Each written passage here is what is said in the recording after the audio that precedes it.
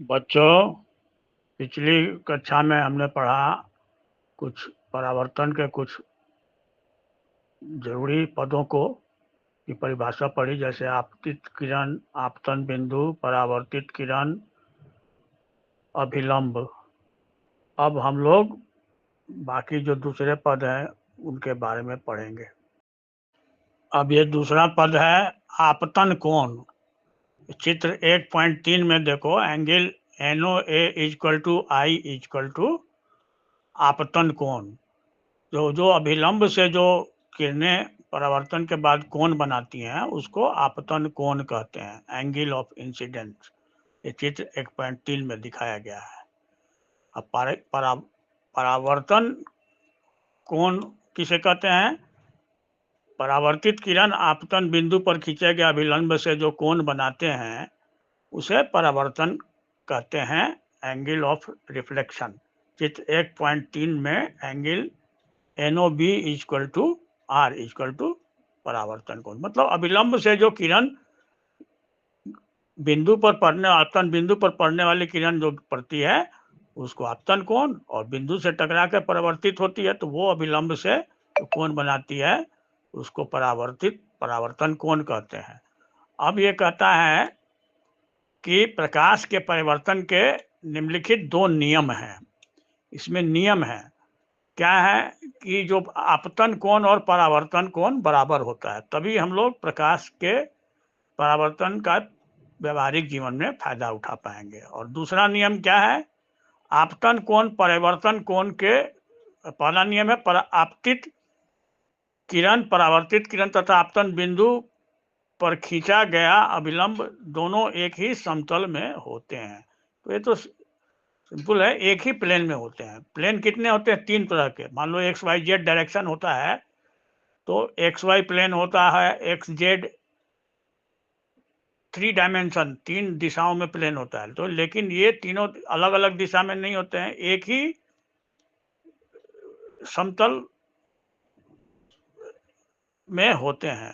तो XY तुम लोग पढ़े होंगे, XY प्लेन, XZ प्लेन, ये जो वेक्टर क्वांटिटी है ना उसमें पढ़ाया जाता है, XZ प्लेन और YZ प्लेन। तो तीन तरह के प्लेन होते हैं, लेकिन इसमें ये आपतन कोण, परावर्तन कोण और अभिलंब और आपतन बिंदु एक ही समतल में होते हैं। मान लो XY है तो XY में ही होगा, ठीक है।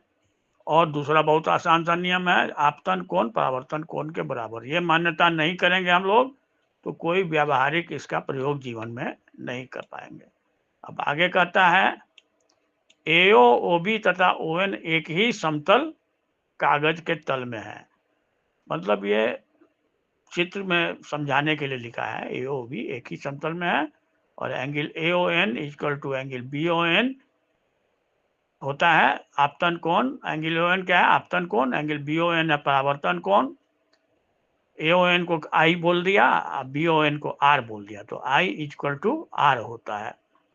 बच्चों, अब हम लोग पढ़ेंगे जब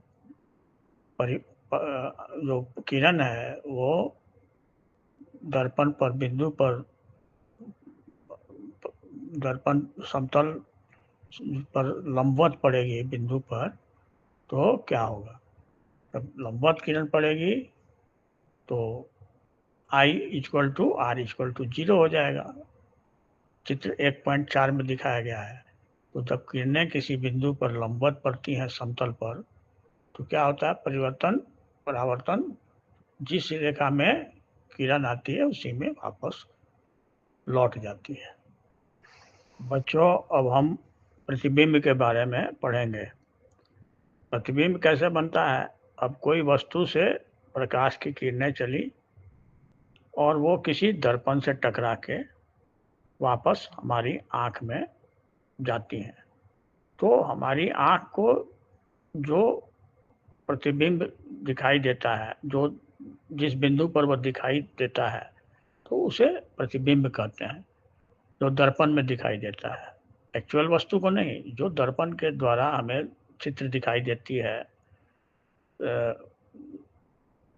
वास्तविक वस्तु का प्रतिबिंब, वास्तविक वस्तु ने उसका जो चित्र दिखाई देता है उसे प्रतिबिंब कहते हैं।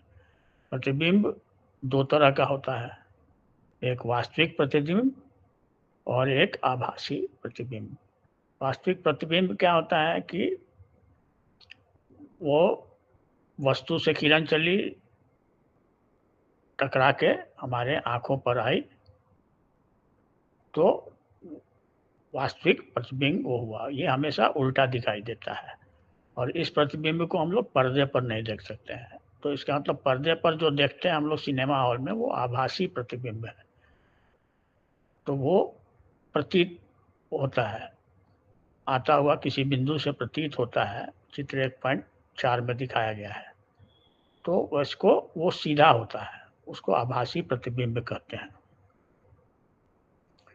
तो दो तरह के प्रतिबिंब हो गए, वास्तविक तथा आभासी प्रतिबिंब। अब यहाँ चित्र 1.4 में समतल दर्पण पर कैसे प्रतिबिंब बनता है ये दिखाया गया है और समझाया गया है। चित्र ओ से जो सीधी लंबवत रेखा जा रही है किरण, वो वापस वहीं पर चली जा रही है, तो इसमें तो कोई प्रतिबिंब बना नहीं। फिर ओ से एम के पास आ रहा है, फिर एम से ए पर आ रहा है, ए से बी पर, जब बी पर हमारी आंख है तो बी से हमें लगता है कि वो प्रतिबिंब पीछे से आ रहा है, वो डॉटेड लाइन में दिखाया गया है। तो ये आभासी प्रतिबिंब है, ये सीधा दिखाई देता है। तो ये प्रतिबिंब कैसे बनते हैं, क्या है, ये समझाया गया है। ठीक है, तो ये पृष्ठ अब समाप्त होता है। यहाँ एक बात ध्यान देने की और है, एक नियम और यहाँ बता रहा है कि दर्पण से वस्तु की दूरी और दर्पण से प्रतिबिंब की दूरी बराबर होते हैं। जैसे चित्र 1.5 में देखो, MO इक्वल टू MI होता है। तो ये नियम होता है, इसको भी हमें दर्पण का व्यावहारिक उपयोग करते समय इस नियम का ध्यान रखना है। एक तो हमने बताया आपतन कोण इक्वल टू परावर्तन कोण, और आपतन दूरी इक्वल टू परिवर्तित दूरी।